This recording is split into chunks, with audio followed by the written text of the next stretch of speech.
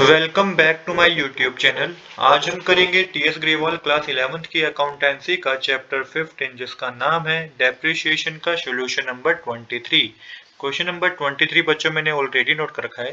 Question number 23 में बता रखा है Kabir brought a machine for 25,000 on which he spent 5,000 for carriage and freight, 1,000 for brokerage of middleman, 3,500 for installation and 500 for an iron pad.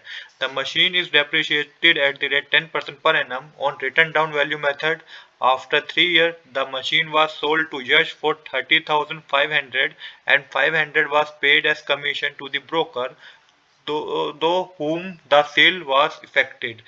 Find out the profit and loss on the sales of machinery. तो देखिए यहाँ पे बताया गया है question में कबीर ने एक मशीन खरीदी है 25,000 रुपीज की, जिसमें 5,000 उसने कैरेज के पे करे हैं, 1,000 रुपीज उसने ब्रोकेज के पे करे हैं, 3,500 उसने इंस्टॉलेशन के पे करे हैं और 500 उसने आयरन पैड के पे करे हैं। और जो मशीन पे डेप्रिसिएशन बता रखा है वो 10% पे कैलकुलेट करना है, रिटर्न डाउन वैल्यू मेथड का यूज करना है। और 3 साल के बाद क्या किया, कबीर ने उस मशीनरी को 30,500 में बेच दिया, जिसमें से 500 की कमीशन थी उस ब्रोकर की जिसने ये डील कराई थी। आपको ये पता करना है कि मशीनरी को बेचने पे प्रॉफिट हुआ है कि लॉस हुआ है। चलिए अब बिना देरी के शुरू करते हैं अपने आज के सोल्यूशन को।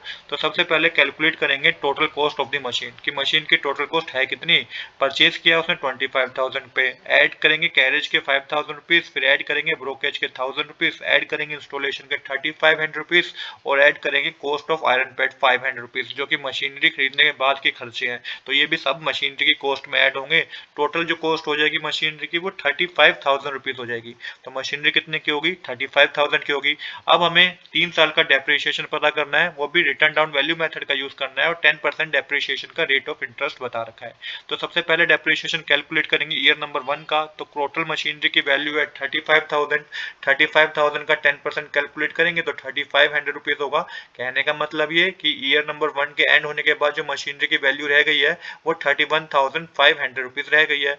अब ईयर नंबर 2 का डेप्रिसिएशन कैलकुलेट करेंगे, ईयर नंबर 2 पे डेप्रिसिएशन कैलकुलेट करेंगे। तो जो अब ओपनिंग बैलेंस होगा वो माइनस करने के बाद जो आया था ना ईयर नंबर 1 में 31,500, इस पे 10% कैलकुलेट करेंगे तो 31,500 पे 10% बच्चों 3,150 रुपीज होगा। इसको माइनस करेंगे अब अगर हम 31,500 रुपीज में तो 28,350 रुपीज होगा, जो कि क्या है, जो कि एक्चुअल वैल्यू है मशीन की जो कि 2 इयर्स के बाद डेप्रिसिएशन लगने के बाद हमारे पास है 28,350 रुपीज की।